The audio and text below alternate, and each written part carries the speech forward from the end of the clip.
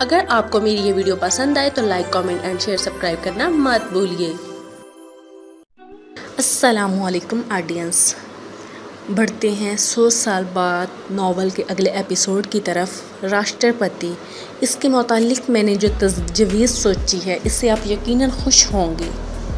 وہ یہ ہے کہ ہر گاؤں اور شہر میں سرکاری نرخ نامے یا سرکاری خرچ پر ایک گو شالہ اور ایک بکری شالہ کھولی جائے گی، اور جو گائے اور بکریاں مسلمانوں سے چھینی جائیں گی انہیں وہاں رکھا جائے گا۔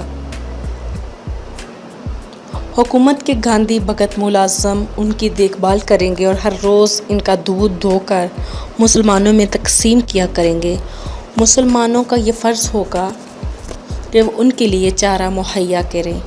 اس کے علاوہ مسلمانوں کو اپنے گھروں میں بھینس پالنے کی اجازت ہوگی، لیکن سرکاری ڈاکٹر ہر ہفتے ان کا معائنہ کریں گے، اور اگر کسی بھینس کے جسم پر خراش تک پائی گئی تو انہیں سزا ضرور دی جائے گی۔ ظہیر، میں آپ کی یہ تجاویز حکومت پاکستان کو بھیج دوں گا اور اس کے جواب سے آپ کو مطلع کر دوں گا۔ راشٹرپتی، اب تو میرے خیال میں آپ کی حکومت کا کوئی اعتراض نہیں ہونا چاہیے۔ ظہیر، جہاں تک آپ کے قوانین کا تعلق ہے، دنیا کا کوئی سلیم الفطرت انسان انہیں دلچسپ مذاق سے زیادہ حیثیت نہیں دے گا۔ تاہم مجھے یقین ہے کہ ہماری حکومت آپ کے ملک کی مسلم رائے عامہ کا اچھی طرح مطالعہ کرنے سے پہلے کوئی قدم نہ اٹھائے گی۔ گھڑی کی طرف دیکھتے ہوئے، اوہو مجھے بہت دیر ہو گئی ہے، نماز کا وقت جا رہا ہے، میں یہیں پڑھ لیتا ہوں۔ راشٹرپتی پریشان ہو کر اپنے سیکرٹری کی طرف دیکھتا ہے۔ سیکرٹری، لیکن آپ کا وضو؟ ظہیر، میرا وضو ہے، میز کی طرف پیٹھ کرتے ہوئے، غالباً قبلہ اسی طرف ہے، اپنی اچکن اتار کر نیچے بچھا لیتا ہے۔ راشٹرپتی سیکرٹری کے کان میں کچھ کہتا ہے اور وہ بکری اور گاندھی کی مورتی اٹھا کر باہر نکل جاتا ہے۔ ظہیر مڑ کر سیکرٹری کی طرف دیکھتا ہے۔ شکریہ۔ راشٹرپتی، کس بات کا؟ ظہیر، آپ نے میری نماز کی خاطر کمرے سے مورتیاں اٹھوائی ہیں۔ راشٹرپتی گھبرا کر، آپ برا نہ مانیں، ان مورتیوں کو اس وقت ہر روز گنگا جل سے دھویا جاتا ہے۔ ظہیر، دھات کے لیے پالش بہتر ہوتا ہے، پانی سے ان کی چمک خراب ہو جائے گی۔ نیت باندھ کر کھڑا ہو جاتا ہے۔ راشٹرپتی بے قراری سے کمرے میں ٹہلتا ہے۔ ظہیر نماز ختم کر کے اچکن اور جوتا پہنتا ہے۔ سیکرٹری مورتیاں لا کر میز پر رکھ دیتا ہے۔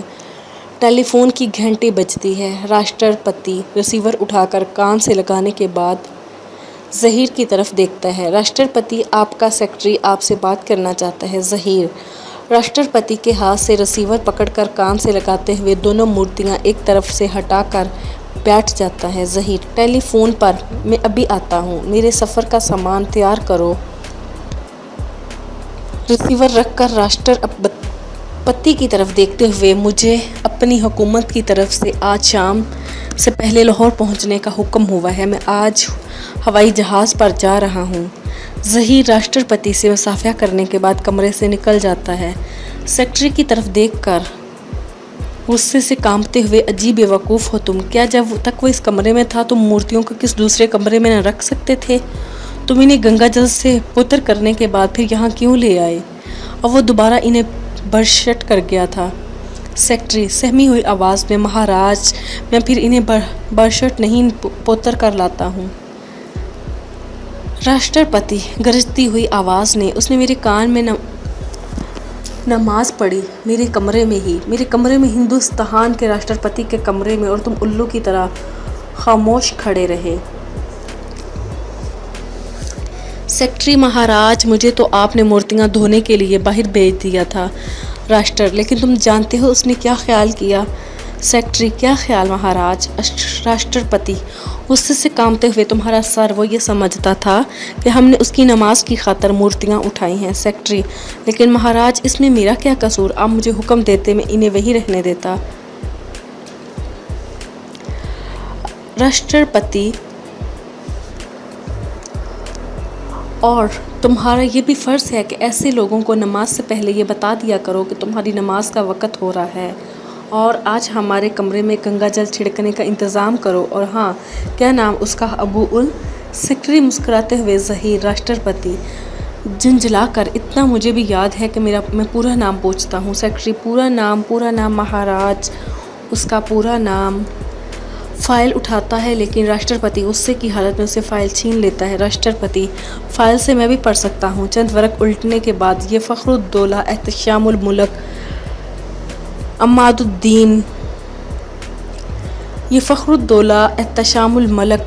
الدین ابو الاسد ظہیر الدین بابر ابن سیف یوسف عباس قاسمی. چند بار نام کے الفاظ دہرانے کے بعد سیکرٹری کی طرف دیکھتے ہوئے پاکستان کے راشٹرپتی اور وزیر خارجہ کے نام چٹھی لکھو کہ یہ شخص بہت شرارتی ہے، بات پر ہمیں تنگ کرتا ہے، اس لیے اس کی جگہ کسی اور شخص کو سفیر بنا کر بھیجا جائے. جلدی کرو، یہ چٹھی اس وقت لوٹنے سے پہلے وہاں پہنچ جانی چاہیے. بہت اچھا مہاراج، میں بھی ابھی لکھ لیتا ہوں. دروازے کی طرف قدم اٹھاتا ہے راشٹرپتی. ٹھہرو، میں خود لکھواتا ہوں. سیکرٹری کرسی گھسیٹ کر میز کے سامنے بیٹھ جاتا ہے اور کاغذ قلم اٹھا کر راشٹرپتی کی طرف دیکھتا ہے. یہ چٹھی ہمارے وزیر خارجہ کی طرف سے لکھو اور آج ہی اس کے دستخط کرو آ کے بھیجو. ہاں لکھو. آپ کا سفیر نہایت تند مزاج آدمی ہے. یہ ہمارے راشٹرپتی کے ساتھ اس طرح پیش آتا ہے جیسے کوئی اس کے لنگوٹیے یار ہیں، یا ان سے اجازت لیے بغیر ان کے دفتر میں گھس جاتا ہے اور پوتر مورتیوں کو برشٹ کر دیتا ہے اور راشٹرپتی کے دفتر میں نماز بھی پڑھتا ہے اور اذان بھی دیتا ہے. آج اس نے ہنستے ہنستے سیاہی کی ایک بوتل راشٹرپتی کی میز پر الٹ دی تھی اور جوتوں سمیت میز پر چوکھڑی مار کر بیٹھ گیا. یہ سگریٹ پی کر دھواں راشٹرپتی جی کے منہ پر پھینکتا تھا، چونکہ راشٹرپتی جی یہ نہیں چاہتے کہ حکومت پاکستان کے ساتھ ہماری حکومت کے تعلقات خراب ہوں، اس لیے یہ سب کچھ برداشت کرتے. لیکن یہ ایسے غیر ذمہ دار آدمی کا ایک ذمہ دار عہدے پر فائز ہونا ہمارے لیے بھی تکلیف دہ ہے اور آپ کے لیے بھی فائدہ مند نہیں ہو سکتا. اس لیے میرا یہ پرزور مطالبہ ہے کہ اس عہدہ پر کسی ذمہ دار آدمی کو مقرر کیا جائے، ورنہ ایسے شخص کی حرکات کسی بھی وقت ہماری حکومتوں کے لیے خطرناک ثابت ہو سکتی ہے. اب تم جاؤ اور اس خط پر وزیر خارجہ کے دستخط لے لو اور اس کے بعد یہ مورتیاں اور میرا کمرہ پوتر کر دو. سیکرٹری چلا جاتا ہے. اگلا گوشت خوروں سے چند شکایات. ان واقعات کے 2 سال بعد ہندوستان کے مسلمانوں کی حکومت کے خلاف سب سے بڑی شکایات یہ تھی کہ شہروں اور دیہات میں گوشالہ اور بکری شالہ کے گاندھی بھگت مسلمانوں کو گائے کا دودھ تقسیم کرنے سے پہلے اس میں سے مکھن نکال کر بحق سرکار ضبط کر لیتے ہیں اور بکریاں کے دودھ میں بھی پانی ملایا جاتا ہے. اس کے علاوہ سبزیاں کھا کر ان کے معدے خراب ہو گئے ہیں. گزشتہ 2 عیدوں پر جن مسلمانوں نے دمبوں کی قربانیاں دی تھیں انہیں حکومت نے سخت سزائیں دی. یہ مذہب پر ایک ناقابل برداشت حملہ تھا.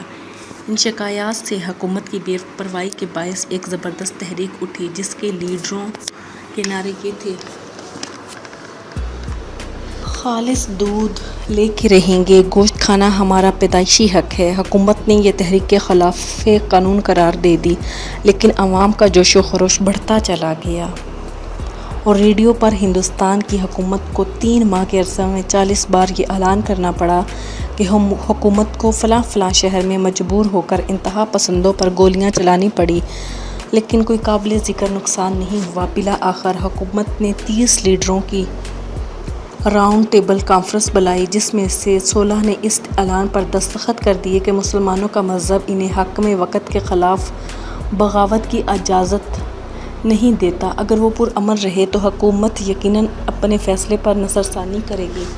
لیکن باقی 14 لیڈروں کا یہ فتویٰ تھا کہ اس اعلان پر دستخط کرنے والے حکومت کے ہاتھ بکے ہوئے ہیں. حکومت نے ان 14 لیڈروں کو گرفتار کر لیا اور 6 ماہ کے بعد ہندوستان کے مرکزی براڈ کاسٹنگ اسٹیشن سے یہ اعلان ہوا کہ حکومت کی افواج نے انتہا پسندوں کی بغاوت کچل دی ہے اور گاندھی بھگت اور مسلمان آپس میں بھائیوں کی طرح رہتے ہیں. اس دوران میں مسلمانوں کی اخبارات پر بٹھا دیا گیا تھا اور پاکستان ریڈیو سننے کی سخت ممانعت کر دی گئی تھی. 1 سال قید کے بعد پاکستان کے پرزور احتجاج کے بعد مسلمانوں کے 14 لیڈر قید سے رہا کیے گئے اور انہوں نے چند دنوں کی غور و فکر کے بعد یہ فتوی دے دیا کہ اس ملک میں وہ رہ کر مسلمان اپنے مذہبی رسوم پورے نہیں کر سکتے، اس لیے انہیں پاکستان میں ہجرت کر جانی چاہیے اور اپنے مسلمان بھائیوں کا جوابی کارروائی کے لیے آمادہ کرنا چاہیے۔ پاکستان کی طرف سے جوابی کارروائی کے خدشہ اور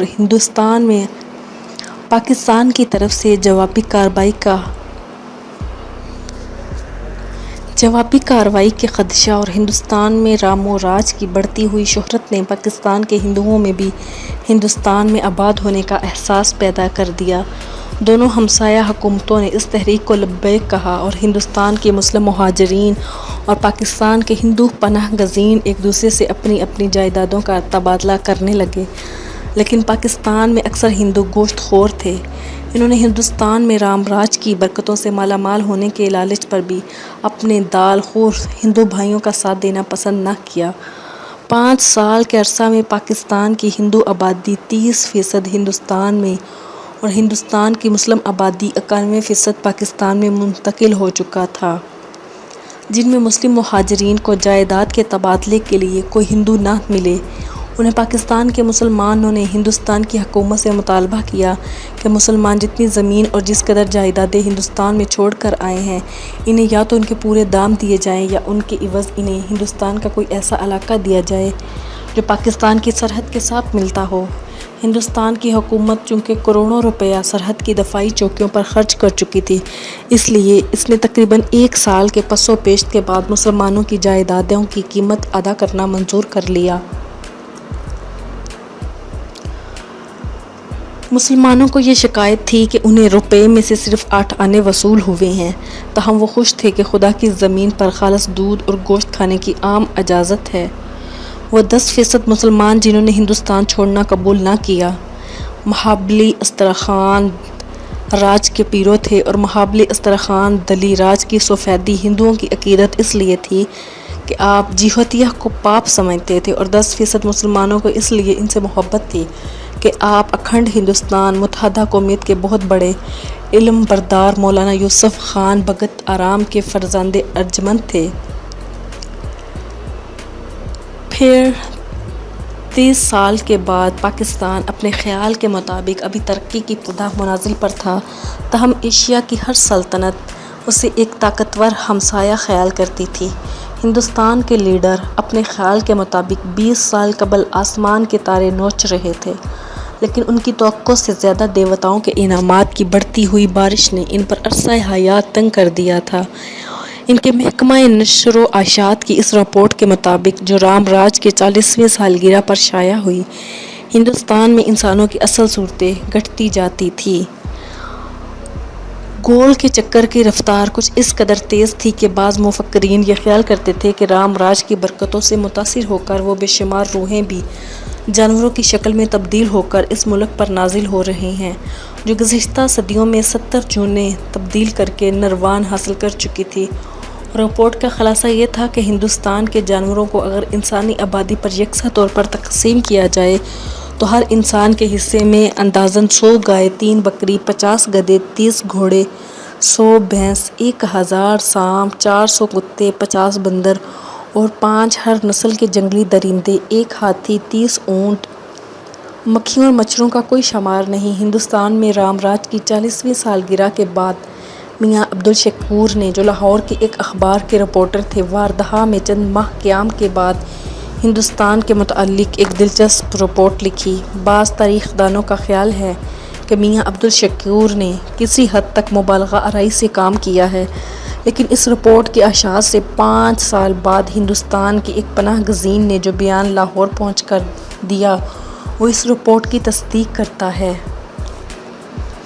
میاں عبدالشکور کی رپورٹ ہندوستان کی ایک وسیع چراگاہ ہے جہاں دودھ کی نہریں بہتی ہیں لیکن پینے والے بہت کم ہیں، جہاں آ کر ایسا معلوم ہوتا ہے کہ اصلی آبادیاں جانوروں کی ہیں اور انسانوں کی حیثیت محض ایک تماشائی کی ہے۔ سانپوں اور جنگلی جانوروں نے بے شمار بستیاں خالی کرا لی ہیں۔ بڑے بڑے شہروں کی یہ حالت ہے کہ ٹرامیں چل رہی ہے، لوگ دکانوں پر خرید و فروخت کر رہے ہیں، بازار کے کسی چوک میں تماشائی ایک مداوی کے گرد جمع ہیں، لیکن اچانک ایک ہرن یا نیل گائے بے تحاشا بھاگتی ہوئی بازار میں داخل ہوتی ہے اور اس کے بعد ایسا محسوس ہوتا ہے کہ ہزاروں سوار سرپٹ گھوڑے سے بگائے شہر میں داخل ہو رہے ہیں۔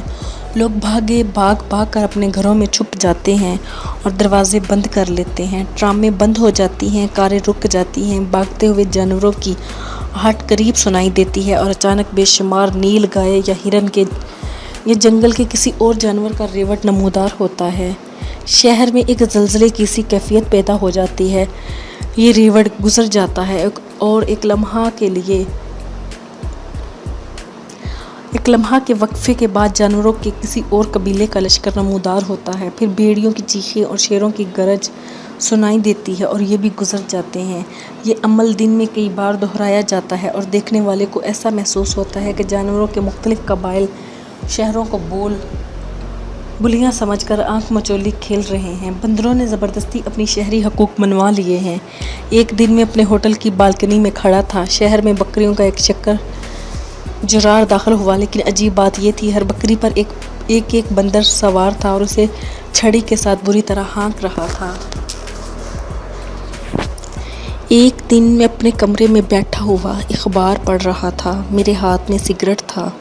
اچانک میں نے محسوس کیا کہ کسی نے سگریٹ چھین لیا ہے۔ میں نے مڑ کر دیکھا تو ایک بندر میرے بستر پر بیٹھ کر بڑے اطمینان سے سگریٹ کے کش لگا رہا تھا۔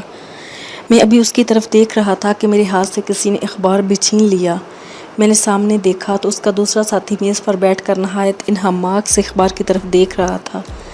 میز کے نیچے سے ایک اور بندر نمودار ہوا۔ اس نے میری دوات اٹھا کر سیاہی کا ایک گھونٹ پینے کے بعد باقی میرے کاغذات پر الٹ دی اور پھر میری ٹوپی اٹھا کر اپنے سر پر رکھ لی۔ دوسرے بندر نے اخبار پھینک دیا اور اپنے ساتھی سے ٹوپی کھینچنے کی کوشش کی۔ میں نے انہیں ڈرانے کے لیے ہاتھ اٹھایا، لیکن پیچھے سے وہ بندر جو میز پر تھا سگریٹ پی رہا تھا مجھ پر جھپٹا اور میری اینک اتار کر لے گیا۔ اتنی دیر میں میز پر ٹوپی کے ساتھ دو بندروں کی رسا کشی ختم ہو چکی تھی۔ وہ ٹوپی کو دو غیر مساوی حصوں میں تقسیم کر چکے تھے، ایک کے ہاتھ میں ٹوپی اور دوسرے کے ہاتھ میں اس کا پھندنا تھا۔ اب ان کا تیسرا ساتھی بھی میرے بستر سے چھلانگ لگا کر میز پر آ بیٹھا۔ اس نے میری اینک ماتھے پر چڑھا رکھی تھی اور میری قیمتی اچکن زیب تن کیے ہوئے تھا۔ اس کے ساتھی کو میری اچکن کے بٹن پسند آ گئے اور وہ پھندنا پھینک کر اچکن پر ٹوٹ پڑا اور دونوں میں کھینچا تانی شروع ہو گئی۔ میری قوت برداشت جواب دے چکی تھی۔ میں نے جلدی سے اٹھ کر دروازے کی چٹخنی لگا دی اور پھر اپنی چھڑی اٹھا لی۔ اس ملک کے بندر انسانوں کو اپنے مقابلے میں ایک جنس حقیر سمجھنے کے عادی ہو چکے تھے۔ وہ ڈر کر ادھر ادھر بھاگنے کی بجائے مجھے گھورنے لگے۔ میں نے ایک بندر کو چھڑی رسید کر دی۔ وہ چیخ مار کر ایک کونے میں کھڑا ہو گیا۔ اس کے بعد میں نے ان کی طرف متوجہ ہوا جو میری اچکن کو دو حصوں میں تقسیم کرنے کی کوشش کر رہے تھے۔ وہ بھی ایک چھڑی کھا کر میری اچکن چھوڑ کر چیخیں مارتے ہوئے کمرے میں ادھر ادھر بھاگنے لگے، لیکن اچانک بالکنی میں اور چھت میں بے شمار بندروں کی چیخیں اور ان کے بھاگنے کی آہٹ سنائی دی۔ بدقسمتی سے ایک روشن دان کھلا تھا۔ ایک بندر نے روشن دان سے جھانک کر اندر دیکھا اور بے تحاشا اندر کود پڑا۔ اس کے بعد دوسرا غرض 5 منٹ میں میرے کمرے میں 15 سے 20 بندر تشریف لا چکے تھے۔ میں نے بھاگ کر روشن دان کی رسی کھینچ کر اسے بند کر دیا اور ایک کونے میں کھڑا ہو کر چھڑی گھما کر انہیں ڈرانے لگا۔ اچانک مجھے کپڑے کے جلنے کی بو آئی۔ میں نے ادھر ادھر دیکھا۔ بندر نے جلتا ہوا سگریٹ بستر پہ پھینک دیا تھا اور بستر کی چادر میں آگ سلگ رہی تھی۔ میں نے چادر اٹھا کر ایک طرف پھینک دی۔ اتفاق سے وہ ایک بندر پر جا پڑی اور اس نے اتارنے کی بجائے اپنے جسم کے گرد لپیٹ لیا۔ اب چند بندر اس سے چادر چھیننے کی کوشش کر رہے تھے اور چند میری طرف متوجہ تھے۔ اچانک چادر والے بندر کو آنچ محسوس ہوئی اور وہ تڑپ کر چیخیں مارتا ہوا چادر سے الگ ہو گیا۔ ادھر میری چھڑی ایک بندر کے سر پر لگی۔ اس نے آسمان سر پر اٹھا لیا۔ اب بندر میرے نزدیک پھٹکنے سے گھبراتے تھے اور صرف چیخوں پر کینات کر رہے تھے۔ بالکنی اور چھت پر بھی ان کے بے شمار ساتھیوں نے احرام مچا رکھا تھا اور روشن دان، کھڑکیاں اور دروازے توڑ کر کمرے میں گھسنے کی کوشش کر رہے تھے۔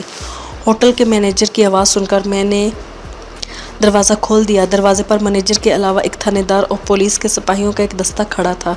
بندر انہیں دیکھ کر زیادہ شور مچانے لگے۔ پاکستان کے باشندوں کو تعجب ہوگا کہ ہندوستان کے باشندے جانوروں کی بولیاں سمجھتے ہیں۔ ایک بندر جس کے سر پر غالباً میں نے چھڑی رسید کی تھی، تھانے دار کے کندھوں پر چڑھ کر بیٹھ گیا اور اپنی مادری زبان میں چلا چلا کر کہنے لگا۔ ایک بندر تھا تھانے دار کا ہاتھ پکڑ کر میری طرف اشارہ کر رہا تھا۔ یہ شاید وہ تھا جس پر میں نے جلتی ہوئی چادر پھینکی تھی۔ ہوٹل کے ملازمین نے حلوے کے کڑاہے لا کر دروازے سے باہر رکھ دی اور تمام بندر کمرے سے باہر نکل کر ٹوٹ پڑے تھے۔ تھانے دار نے میری طرف غور کر دیکھا اور کہا، آپ نے دیش بھگت بندروں کو بہت تنگ کیا ہے۔ آپ کا پہلا قصور یہ ہے کہ آپ نے کمرے میں داخل ہوتے ہوئے چٹخنی بند نہیں کی۔ میں نے اس غلطی کا اعتراف کرتے ہوئے جواب دیا، آپ کے دیش بھگت مجھے اس غلطی کی سزا دے چکے ہیں۔ میری اینک ٹوٹ گئی ہے، میری اچکن اور ٹوپی